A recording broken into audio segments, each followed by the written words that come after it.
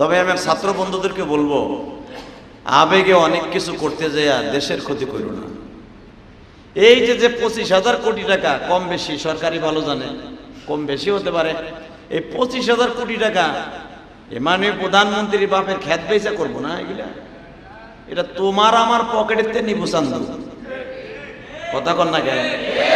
তুমি মোবাইলের টাকা ভরবা 21 টাকা, দেখবা 10 টাকা নাই। কারেন্টের মিটারে ঢুকাবা 1000, দেখবা প্যারাত করে 700 টাকা নাই।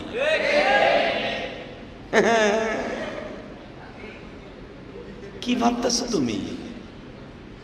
তাহলে কার সম্পদ নষ্ট করছো তুমি? কার সম্পদ নষ্ট করছো? এটা তোমার সম্পদ। এই যে মাননীয় প্রধানমন্ত্রীর কষ্ট পেয়ে যে কানছে কালকে বিচারি, চোখের পানি এমনি এমনি পড়ে না মেয়া। এই মিরপুর 10 নম্বরে 1 বছর পর্যন্ত মেট্রো রেলে আপনারা উঠতে পারবেন না। 1 বছর লাগবে এই ক্ষতিপূরণ দিতে, কারণ সরকার তার খ্যাত বেচে দিবে না। আর আর্মিকে যত সম্পদ সেগুলো বেচে, পুলিশরা যা করছে এগুলো বেচে দিবে না। তোমার আমার কাছ থেকে নিয়ে আস্তে আস্তে 1 বছর টোকায় নিয়ে এরপরে এগুলো সব পুরো করবো। তাহলে ক্ষতি তো তুমি জাতীয়ভাবে করছো, আর জাতীয়ভাবে ক্ষতি কোনোদিনই ইসলাম স্বীকৃতি দেয় নাই, কিয়ামত পর্যন্ত দিবেও না।